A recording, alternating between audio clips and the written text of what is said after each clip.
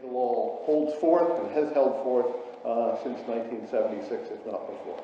So with no further ado, Celal Şengör. Thank you, David. After having been embarrassed to the ground, I don't know how I will talk. I'm sure I will disappoint you after this flashing introduction. See, David has belonged to a very small population of people who suffered me, at least for the last, 33 years, David? We were students together, and I have been, for many things, been grateful to him. And he has conned the faculty of this great university into giving me an honorary degree. I was asked to whether I would give a talk as a part of this ceremonies, and I must confess to you, I love to listen to myself, so I immediately volunteered. I said, but they said it has to be for a general audience, so I said, okay, I will not talk about geology as such, but I'll talk about how history of science, a knowledge of history of science, helps a practicing scientist, and why. And that's why I titled this talk, Science, History of Science, and the Muse of Discovery. Where does the muse come from? Now, when we talk about science, you have to define it first. It's a way of acquiring knowledge about objects and processes, both external and internal, to reasoning beings, that functions by generating testable hypotheses concerning the objects or processes of interest, and then testing them by observation statements. Now, you may know that this definition of science was first formally proposed by Sir Karl Raimund Popper in 1933 and elaborated in 1934, and has since been widely recognized by many scientists as the best definition of science. This is the original version of his book, Logik der Forschung, which has been translated into English in 1959 as The Logic of Scientific Discovery. Popper, in here, propounded this definition of science, and he emphasized that it doesn't matter how you conceive hypotheses, but it matters they be testable, and that they be testable by observation statements. That is the most important thing. So in his first popular collection of essays, Albert Einstein was an acquaintance of Popper's, and he very much liked Popper's definition. Einstein pointed out that to pursue science, we need two things. You need certain general conditions that are called principles, and from these principles you make deductions, and these deductions are tested. So our task is divided into two. First, to find the principles, and two, to test those principles. Einstein pointed out that at schools and universities, we learn the business of testing very well. We learn how to observe things, we learn how to make experiments, blah, blah, blah, blah. It's excellent. But to find the principles, Einstein pointed out, there is absolutely no method that is teachable. That means that in order to conceive hypotheses or even to recognize problems, unfortunately, we can't teach you about that. And you're entirely dependent on your brains in other circumstances that can't be any further defined. So, where do we find the muse of discovery? Notice the peers. There is, I think, a naval captain talking to Einstein. In libraries, that's my preferred place to sit in. You can go on expeditions. This is in Caltech. This is the farthest Albert went on an expedition. And you can be frivolous. David and I studied in an institution where being frivolous helped in generating hypotheses. So, another way of asking the same question is, what is the origin of hypotheses? And remember, this was the thing that Einstein said, don't know. Now, Grove Carl Gilbert, many people said that James Dwight Dana was probably the greatest geologist that the United States produced. I disagree. It was Grove Carl Gilbert. I mean, I would ask the entire audience here to gently rise and stand 1 minute in silence in his presence. This was an amazing man, really an amazing man. And Gilbert was president of the Washington Geological Society, and then he was, when he was asked to give his presidential address, he chose the title, The Origin of Hypotheses. And Gilbert said, the way we generate hypotheses is to use analogies. Now, I underline, he didn't say homologies. He didn't necessarily say that we use things that have similar functions. Simply similar things, simply things that trigger things in our minds. And he used the meteorite impact crater in Arizona as an example, and he came to the wrong conclusion. But never mind. So in my experience, history of geology helped me find cases analogous to those under my consideration at any given time, or to find hints to that suggested analogies. So by studying the solutions, you're led to hypotheses. I said discovery here. This is extremely arrogant and preposterous, but you know, this was chosen for a very exalted occasion. So it really means that they led me to lies that I can fool my colleagues for sometimes, and in the process advance the science. So you cannot do the same always by consulting the present literature, because the present literature is conceived, written in the same framework in which you're working. But you want to step outside that framework to be able to generate really dashing hypotheses. So I will give you two examples. I wrote a paper in 1976, and this is the memorable date that David told you about. It's collision of irregular continental margins, implications for foreland deformation of alpine-type origins. And then when I became a student at Albany, this is 2 years after I became a student, an enlarged version was written by Kevin Berg and John Dewey and myself. This simply said that when you have continental collision, one continent banging into another one, it cracks the other continent and creates a rift valley. Now, I was led to that problem through two things. I went to a meeting in Germany in 1975 with the structural geology professor Carl Norman in Houston. He was sent along with me that he might get some enthusiasm out of this business. Literally, I mean, that's what John Butler said, take Carl with you. He said, we want him to get more active, he said. And I said, I'll do it with great pleasure. And in that meeting, the Rheingrab was presented as a result of mantle updoming. You know, you dome the continent like a tart or whatever, you know, it's a cake, and the top fractures. But the Rheingraben is rather too regular for that. It goes north-south. And the late Professor Ilias presented it. I didn't like it.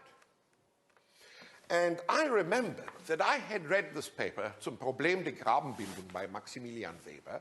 Maximilian Weber pointed out in a series of papers in 1921 that rifts form at high angles to mountain belts and are similar in origin to the AC joints of faults. An AC joint is very simple. If you make a fold like that, you make cracks in here because something that you shorten in that direction get extended in this direction. Simple. And that's what Max Weber thought. And great authorities like Hans Cloos said this was nonsense. Didn't like it. Cloos thought that rifts form by uplift. But look at the figure Cloos drew in his own textbook. See, I remembered that figure because this is a 1936 book. Now, when I was a little student, I only had a reprint of it done in 1964. This was a very influential textbook.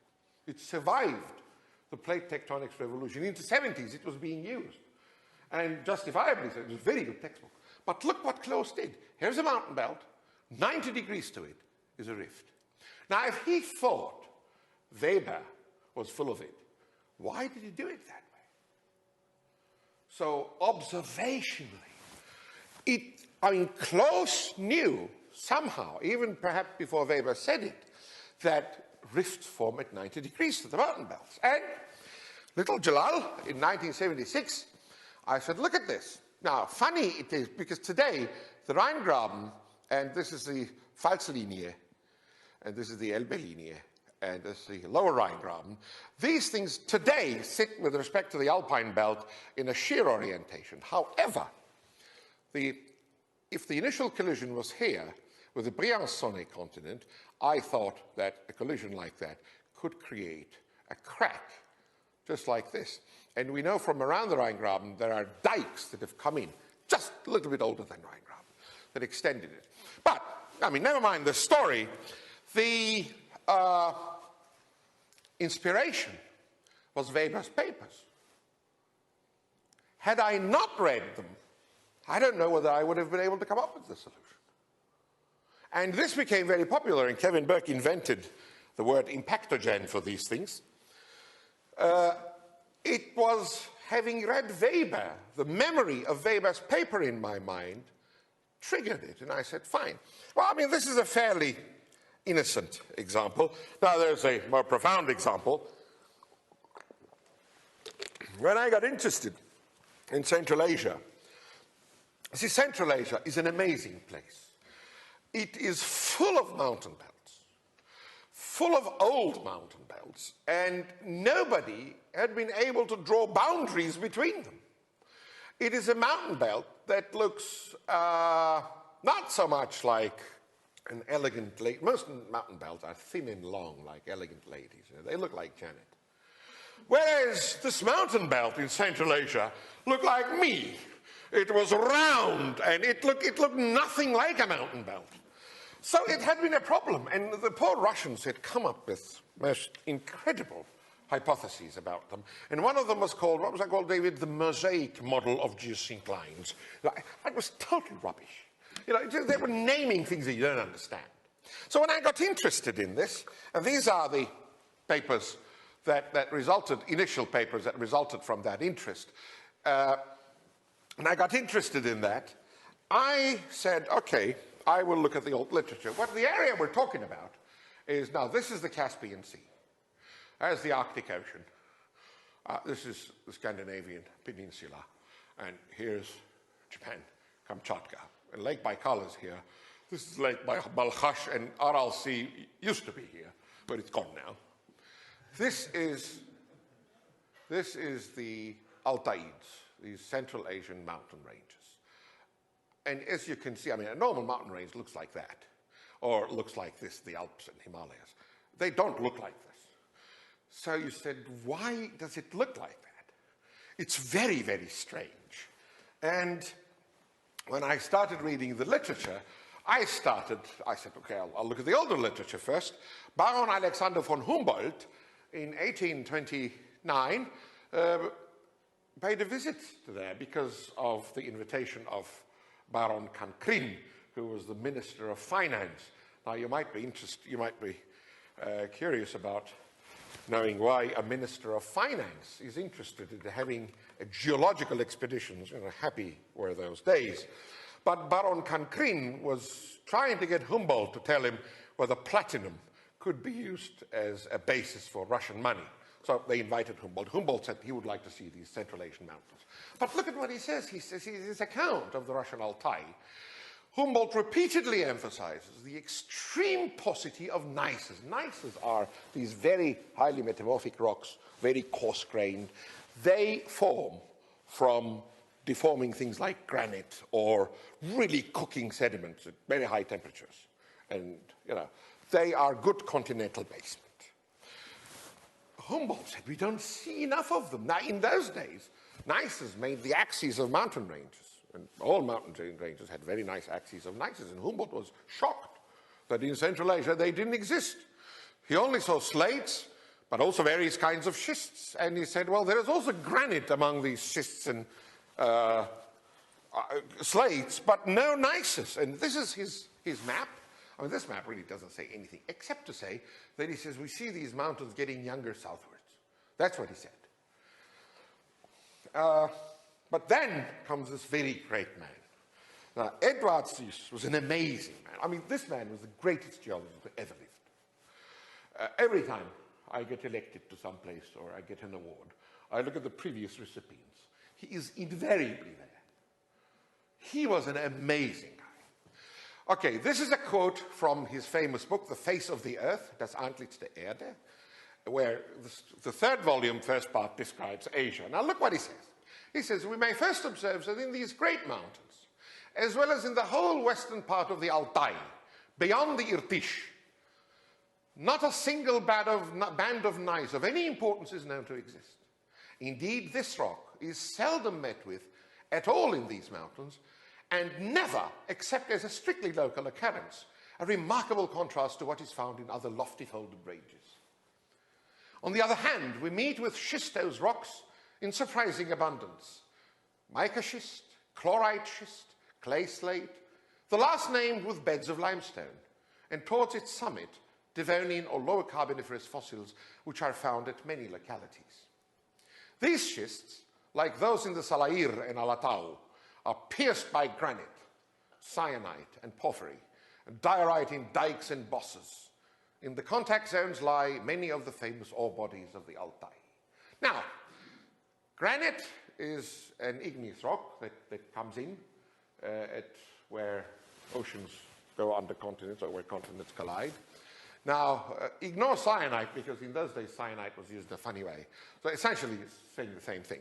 Porphyry, you know, these are mainly andesites. These are found, again, today, subduction zones. Now, diorites, these are a little bit deeper versions of andesites. And it points out that the contact zones lie many of the famous ore bodies of the Altai, you know, like Sierra Nevada. Now, when you read that, you realize he says the same thing about Central Asia as did Humboldt. That's the title page of the first volume of Antlitz. And this is his map. And again here, Zeus drew the trend lines of these mountain ranges, and his message was, from here in that direction, from that in that direction, everything got younger. Now, this is a cross-section he drew in 1914. This goes from center of, just north of Lake Baikal, all the way to the four deeps in the Pacific. And you can see he has indicated the Pacific going under the continent. Now, this insight, ladies and gentlemen, had been lost for at least 60 years. And people such as Hans Stille in Germany, Leopold Kober in Austria, Walter Booker in this country had been responsible. And every time I mention their names, William Spencer Francis Kidd, who was a teacher of both David's and mine, he used to say they should have strangled at birth. You know? But note, look at this, particularly concentrate on that. And this is what Professor Taira drew in 1992. He drew a lot of vertical structures in here. And look, this is Pacific going under Japan. This is a cross-section across Japan, by the way. This is undergoing Japan. And you would think that this is very similar to that. But now the Japanese have shot seismic sections across this, deep seismic sections. Again, look at that. Look at that. Zeus was more right than Taira in 1992. Now you would wonder why that is so. Was that a lucky guess? Now we know that it wasn't. I mean, Zeus's method of dealing with the information, processing the literature was unbelievable. He was sitting in Vienna. He hadn't seen any of these places. He was just doing it by literature and by correspondence. The important thing is that he has looked at these areas, he saw these structures, and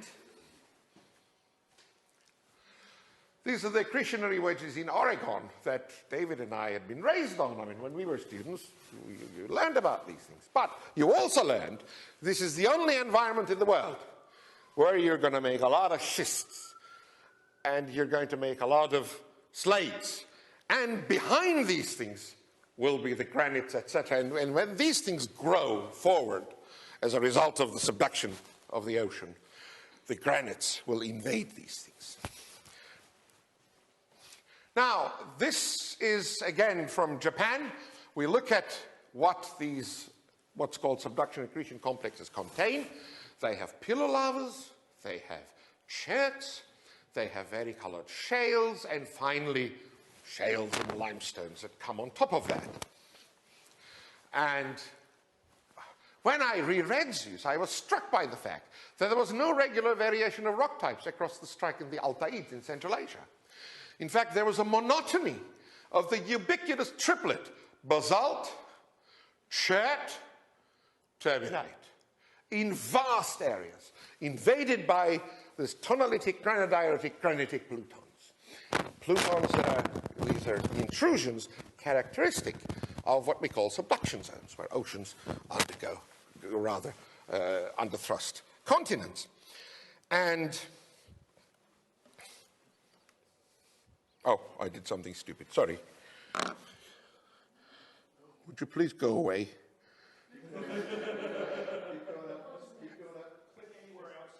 Oh, thank you.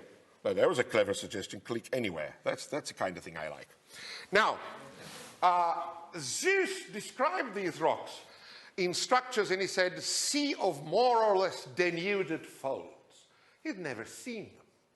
You're looking at a satellite image, and these are the denuded folds. Look at that. This isn't the Gobi. Look at it. There's a nice fold. Here's a nice fold. He had seen these things in his mind's eye. And when he looked at the Kwenlun, which is outside the mountain range that I'm talking about, this is northern Tibet, but he studied the reports of von Lotzi, who had gone with Count Szechenyi into this area as a part of the Austrian expedition. And all of these ranges are thrust-bounded subduction accretion complexes today. And Zeus said they looked very much like Central Asia. Now, this is a portion of a map that my colleague of mine and myself, we've generated, and please look at it. All the colors other than red, and other than these buff colors, they are products of what we today call subduction accretion complexes. The red are these granites, when Humboldt said, that are found in the schistose region. Now, and when we looked at this, we said, this is many subduction accretion complexes that have come together. There's no other way to explain this. So we said all the explanations so far put forward was nonsense. They were trying to do something out of this mountain range that it couldn't do. So we said, look, along these lines, some of them still active today, there had to be big faults that would bring portions of them next to one another. And if you add many janets next to one another, you will generate a belly like mine. You see, it will be enlarged. That's what's happened in Central Asia.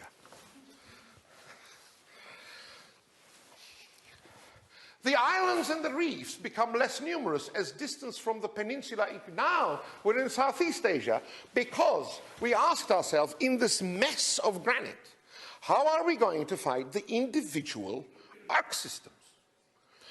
Zeus again points the way. He says, the islands and the reefs become less numerous as the distance from the peninsula increases as you go away from the Malay Peninsula, until at last it becomes impossible to discover the trend lines by which they are governed. But this does not always hold true for the volcanoes. Very often we find that as a cordillera becomes concealed beneath the sea, volcanoes increase in number. And it may happen that the cordillera completely disappears while curves of volcanoes remain visible and reveal the plan of the vanished structure. And he repeats again, he says, the farther out the trend lines advance into the ocean, the more distinctly they are indicated by volcanoes. And he provided a figure for us. Now look at this. You see, when you're on land, when you're on Sumatra, islands, or Borneo, no problem, you can follow the structures. But as you go out into the ocean, look, here, out in the Banda Arc, all you have is volcanoes, especially in those days. So he said, I can follow the trend lines of the mountain range by tracing out the volcanoes. Now, what happens when you erode the volcanoes? You go to the roots of the volcanoes, you see these granites. So we said, these arcs, we know they are no wider than 40 kilometers today. And we know that their fronts are very sharp. So we mapped them out on more schematized basement structures in here. And it turned out that every one of these fragments had its own arc on it, as indicated here. Because the figure, the symbol we chose for them was rather idiotic. I apologize for that. You can hardly see them. But there they are. I can trace them out for you. For example, there's one arc. Okay? There's another one. It goes along like that. You see? There's another one. But these are arcs that have been mangled, that have been cut, offset, displaced, and reassembled during the approach of two large plates. Okay? And out of this mess, you come to this more manageable mess. But then this mess, because now you know the arcs, you can pull them apart. You could take the arcs apart, and then you realize you have a single arc. Huge arc like that we see along Eastern Asia today. Now, this was fantastic. And when we proposed this model, many of our Russian friends wanted to know how we thought of this model. And I said, read this. They thought I was joking. I said, no. I said, read Edward this. This is pre-plate tectonics, but it's going to lead you to the right place. Now, another thing, this is not my discovery, but this is a remarkable thing. I mean, that's, you know, history of science helps you in a very funny way in here. This animal has just been found. It's been reported in Chinese Science Bulletin 2009 September. There was in Nature a little report about that again, because they found another fossil of this. Now, this is Anchiornis huxleyi. This is a dinosaur about that big. That big. And you can see that it's a tetrapteryx. That means it has 4 wings. It has wings on the arms, it has wings on the feet. And these wings are not imaginations of Shu and company. These are on the slab. You see them fossilized. Now, the interesting thing about that is that in 1927, an extremely unhappy and unfortunate paleontologist called Gerhard Heilmann, this unfortunate man, for some strange reason, had to live in Denmark. Now you realize the oldest deposits in Denmark barely go beyond Paleocene. That means, you know, they barely cross the boundary 65 million years, and most of it is quaternary. Most of it is about 2 million years old. And Gerhard Heilmann was a man who was interested in deposits that are 140, 150 million years old. None of that in Denmark. Not only that, of course, because these things didn't exist in Denmark, there are no veteran paleontologists in Denmark, and Gerhard Heilmann bitterly complains in the introduction of his book. He says, I'm so alone here, there is nobody to talk to. Poor man. But he published a book called On the Origin of Birds. In 1927, he said, it's very clear that these animals birds came out of reptiles. And he said, my God, they look like dinosaurs. But he looked at Archaeopteryx and he said, this animal is really too much of a bird to have hopped directly from dinosaurs or from any other reptile. He said, no, there had to be intermediary forms. So he studied the wing structure of Archaeopteryx and he said, what did Archaeopteryx do with these wings? Archaeopteryx had claws on the wings. And Heilmann said, this animal obviously wanted to climb trees, because that's one way you escape from your enemies, and the other way, you can see your prey, and you can glide from tree to tree, and while you're gliding, you can find your food. And if you happen to be on the ground, your wings give you a lot more area to catch succulent insects, and you can put them into your mouth. Yeah. So he said, well, if this was the function of these wings, let us imagine an animal that would be somewhere intermediary. And he called it Proavis, and he was bold enough, fortunately, to sketch his animal. Now, Beebe, in 1915, already suspected that the birds had a tetrapteryx stage. That means a 4-winged stage beforehand. And he drew an animal, but that was not very carefully thought out. Whereas this animal, Heilmann's animal, was built using stepwise evolutionary arguments. And the beautiful thing about that is, that animal is found in the year 2009. A prediction based on Darwinian model. This is as good a prediction any bloody physicist can make. You know, the physicists think they smell differently under the armpits. They don't. You know, I mean, we geologists are as good scientists as they are. And biologists. We can make predictions like that. I dare any physicist to make as complicated a prediction. And look at that. this animal jumped out of the rock. It existed.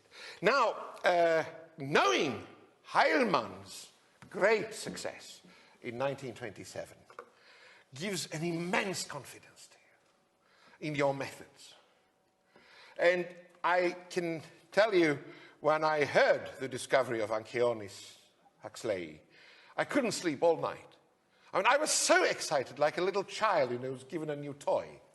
I kept looking at it, and I remember when the first feather dinosaur was found.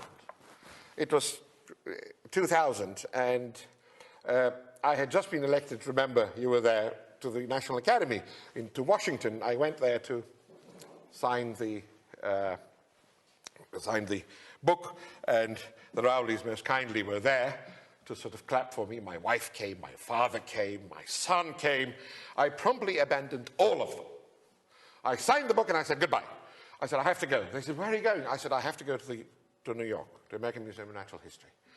Because I said, the feathered dinosaur is there. It's on loan. I have to see it. I sat in front of that fossil 2 hours. And visitors thought I was a man of the museum. So they asked me questions, which I duly answered.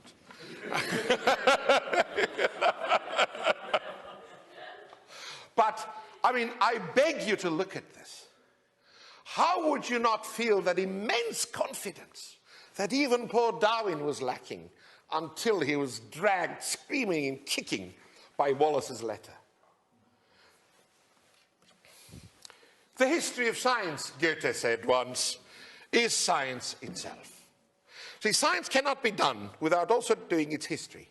And history of science cannot be done without also doing science, because of the simple reason that both go after the problems that interest science. Without the problems of science, there can be neither science nor its history. Science is not an accumulation of facts. History of science is not an accumulation of facts about scientists, or about facts of science about social circumstances that may connect the two. You know, in both philosophy and history of science, it has become very fashionable to talk about the social circumstances that create the environment of the scientists and their thinking, blah, blah, blah. I mean, I would be too arrogant if I said this, but I can't stop myself. I will say it. It's bullshit. I mean, I wrote a paper once just to show this. The melange concept in geology, never mind what it is, it has been independently discovered 5 times. Once in Scotland, once in Turkey by a Turk working in impossible conditions during the war, then by a Chinaman working in California, and we know that there were 2 episodes earlier that nobody talks about by the Swiss in the Alps, all independent of each other. They all came to the same conclusions. And you ask these so-called social scientists, you say, look, this Chinaman, Ken Shu, was raised in breeding Yangtze. His social environment had absolutely nothing to do with our social environment, right? And he thought exactly the same things as did Greenlee, who was a very stout and religious Scotsman, and the same thing as this poor Turkish graduate student whose world was worlds apart from either the Scotsman or the Chinaman. They thought exactly the same things, came exactly to the same conclusions, because they were looking at exactly the same phenomenon. So it is hypotheses that drive you, but what eventually links the hypothesis into what we hope to be the reality, it is the tests with observation. And that's what distinguishes us. Okay? Both history and history of science are about problems that science goes after in historical continuity. Now, this is where I was going to end my lecture. And, in fact, I told David I was going to end it there, but now I got so excited I'm not. So, I would like to present this to you. I said, we the scientists are the only people who try to create images of something that already exists. And therefore, by definition, it is perfect. right? Everyone else, artists, businessmen, farmers, soldiers, clerks, the clergy, they must find out whether their creations are perfect because they don't correspond with any reality. It's their creations. But they can never do it, even if they think they achieved everything they initially aimed for they lack an external absolute standard. Now, our absolute standard is the existing world. I mean, it's perfect because our aim is to describe it. You know, whether you can like it or not, it is there, right? So, pursuit of science is therefore the most sublime and satisfying of all human endeavors. And I apologize to the rest of the world, but ultimately it's the only one that counts anyway. Right? I mean, I have many people around me in Turkey, among our politicians, these beautiful religious nuts. When their head hurts, they swallow an aspirin. Hail Bayer. Right? And IG Farben probably behind that. I don't know the history of aspirin, but it was a German chemist who did it. So what makes our life possible, what will make life in the future possible, bearable, and perhaps even happy, is science only. All the rest is fine. I mean, you know, it's very important to have art, for example, because that fosters creativity. Great. Some people think religion is necessary. I don't. I think it is evil from head to tail. But, you know, they might have it. But the important thing is if you don't have science, you will not have the luxury of having anything else. And that's why looking at the history of science is very important. It reinforces us in this view of the world. And I am very much afraid we're getting away from that view. We are not communicating with the public. And another advantage the history of science has, that non-scientists can read it. They even can get excited about it. And that is why I would recommend history of science to everybody, but particularly to practicing scientists also, as both a source of inspiration and a source of fun. Thank you.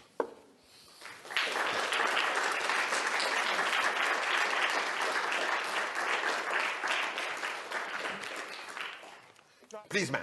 So how do you pursue the pursuit of science and get it back into action? Well, as I said, it lies largely... how do you pursue science to be able to pursue science and get into action? The way to do it goes through education. We have to fix our educational institutions. I was invited about 6 months ago to a meeting in Turkey about energy. And my task was to tell people what the energy potential of the Mediterranean was and how it could be protected. Now, you might have perhaps guessed that this was a military symposium. And I was invited in my capacity as a geologist and as a former Air Force man. And at the end of that, as one of the measures, I said, look, we really have to educate people if we want to use energy sensibly. We have to educate people in the natural sciences. And the natural science education is far too important to be left in the hands of local politicians. When I say local politicians, I mean the national ones, you know, like the ones in Turkey, in Italy, in Germany, in the United States.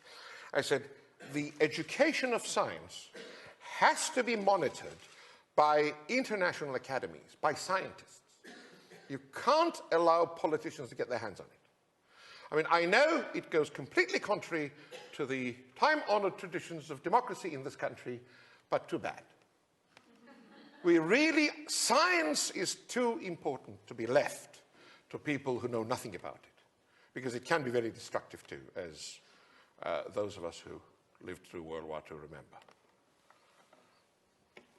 Please.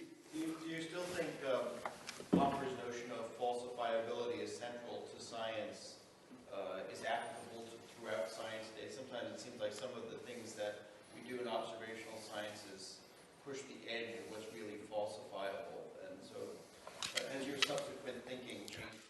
The question was whether Popper's notion of falsifiability is still applicable to science, because certain things in observational science seems to be pushing the boundaries of that to areas where perhaps we can't test them. The answer is I am as adamant about Popper's falsifiability, as I was the first day, because in observational scientists, you're one, we are one, what we do is we make observations in the light of questions, in the light of previous hypotheses. Without those previous hypotheses, we cannot even formulate those questions. Now, in science, we may sometimes formulate things, heuristic things, that may not be immediately testable. We should be aware of them, and we should say, now look, these are there to argue about with the hope of generating hypotheses that can be testable. But they are only heuristic means, or means of discussion, if you like. And unfortunately, Popper, for example, thought Darwinism was one of those things, because he thought it was not testable. And I just wrote to the editor of Nature that I said we should discuss the discovery Anchiornis huxleyi, because that really shows that evolution was perfectly testable. And those of you paleontologists, if there are any paleontologists among us here, will remember that Henry Fairfield Osborn, the great paleontologist, American Museum of Natural History, wrote a book in 1910 called The Age of Mammals. It has one of the most philosophical introductions to paleontology. And he talks about, before Popper, he talks about testability of paleontology. So I think, yes, we are still at every step Popperian. Regrettably, however, even in this university, I think, there are philosophers and historians of science who don't do science themselves who think that Popper is passé. He's not. And I was talking to Bob Richards the other night in David's presence. Bob is a good friend of mine. So I teased him and I said, Bob, I said, this university has ruined its record by giving an honorary degree to that idiot Thomas Kuhn. And I said, David got very alarmed, so he said, to set the record back, I said, he proposed me. And Bob said, I was one of the proposers for Thomas Kuhn. I said, I know, you told me that. Any other questions? I'm not going to be that harsh again. Yes, please. I took an intro to history of science classes. I took an introduction to the history of science class here at the university. One of the things that was told to me in this class, which was run out of the history of science department, it's a subdivision of the history department, was that you can't trust scientists to talk about their own practice, because being in the field, they're not able to get the correct perspective on things. The question, I think you want me to comment on that? Yes, right. The gentleman said that he'd taken a history of science course from the history of science department in this university, and he was told that the scientists could not be trusted by looking at their own history because they would not have a perspective on what they're doing. Now, this is like saying that a cook cannot be trusted about what he's doing. And you have to have somebody coming from the outside who neither tasted the food nor cooked the food to talk about the process of cooking. Doesn't work. Now, this is a very widespread, and it's becoming more widespread now, to the point where the Edinburgh School says that you don't even have to know anything about that science to be able to evaluate the scientists in that field as a historian. Now, that, in my experience, amounts to rubbish. In fact, I have been interested in history of science. David remembers since my student days. I very, very rarely read historians of science. Very rarely. And when I read them, I have to be very careful about what I'm saying, but I have really never felt any illumination in terms of ideas. I learned facts. I mean, they dig up facts, and mostly, you know, letters and things like that, people who talk to who and that sort of thing. But in terms of ideas, I've always learned from scientists writing about history of science that they were by far the best accounts. So I recommend to you, you do exactly the opposite of what is told you by your teachers in history of science. That's the Chicago way anyway. Absolutely. Absolutely. This university thrives on that, as your president said. And you have to keep back, one reason I keep coming back to Popper is because evolution is a very interesting example. So you guess there's a parallel talk going on at roughly the same time, the death of intelligence. Yeah. And actually, the court case, Kitzmiller versus Dover, which centered on the issue is, how do we tell that evolution is a science and intelligent design isn't? Tried to apply various notions, and the court judge, could not actually conclude on the basis of Popper that intelligent design was sort of less falsifiable than evolution, but nonetheless concluded correctly that evolution is science and intelligent design isn't, based on other notions about practice of science, including how one generates hypotheses and so forth. So the practice of trying to decide objectively whether something is falsifiable or not, it's somehow not entirely. I would disagree, if I may. Have you finished your question before I say anything? Yeah. The question was whether, in practice, Popper's falsifiability criterion can be applied, because in an intelligent design court case, the judge was unable to decide on Popper's criterion whether evolution was science or whether intelligent design was not science. Now, of course, it says the case indicates that the judge was not very intelligent, or not, well, I think not very intelligent is enough. He didn't have to know anything about it. He didn't even have to know about Popper, because intelligent design says, whatever you see, some higher intelligent must have designed it. There is no escaping from that. There is no way you can find a case where people could say, but that was not it. Whereas in evolution, it is very easy. If somebody says flight had a tetrapteryx phase, if you find a smooth transition, had we found a smooth transition from Compsognathus longipes, which is a dinosaur that goes like that, to two-winged flight of Archaeopteryx, and had it had these intermediate forms, we would have said Beebe and Gerhard Heilmann had been clearly wrong in their thinking that a tetrapteryx stage was necessary. Now, their hypothesis has been corroborated, but not proven. That was very important about Popper's point. Now, you can find a parallel line of evolution that led to bi-wing flight directly from the dinosaurs, but for the time being, what we have found is in agreement with a hypothesis that existed before any of this evidence had come through. But also, that hypothesis was in principle falsifiable. And as I said, had these two things not come through, would have been falsified. You remember what Popper says, when he was 19 in Vienna, there were 4 hypotheses, he said, very popular. One was Marx's historical materialism. The other one was Sigmund Freud's psychoanalysis. The third one was Friedrich Adler's inferiority complexes. And the fourth one, rather, was Einstein's relativity.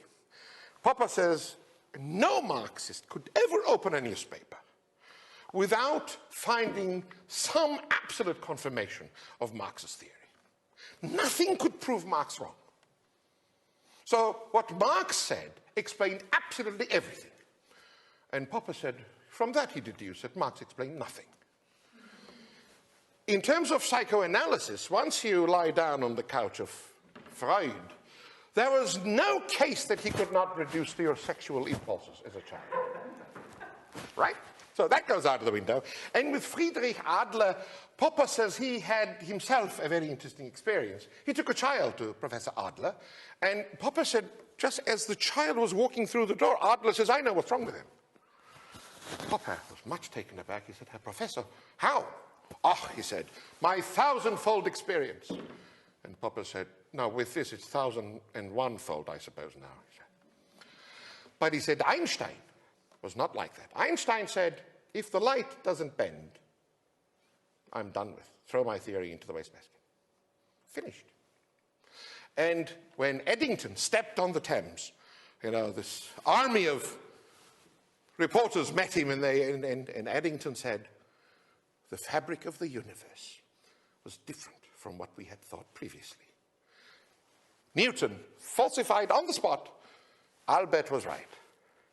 And when Elsa Einstein, the next day, rises from her bed, goes and looks at the street, and wakes up Albert, says, Albert, don't go out today. And Albert says, why? There is no place in the street, she says. Whole of Berlin was there.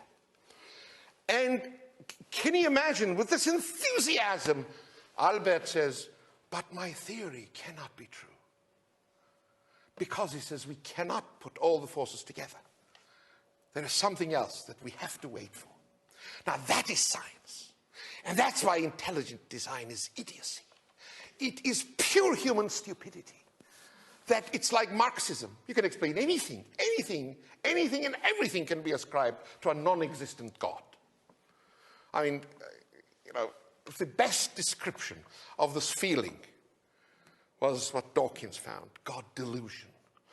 And living in an uncivilized country, I can tell you it's the most dangerous idea ever invented by mankind. And it's got to be eradicated.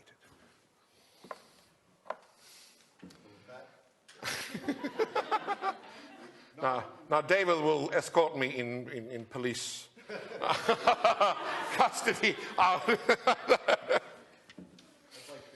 have us thank Celal one more time for... Thank you. Thank you.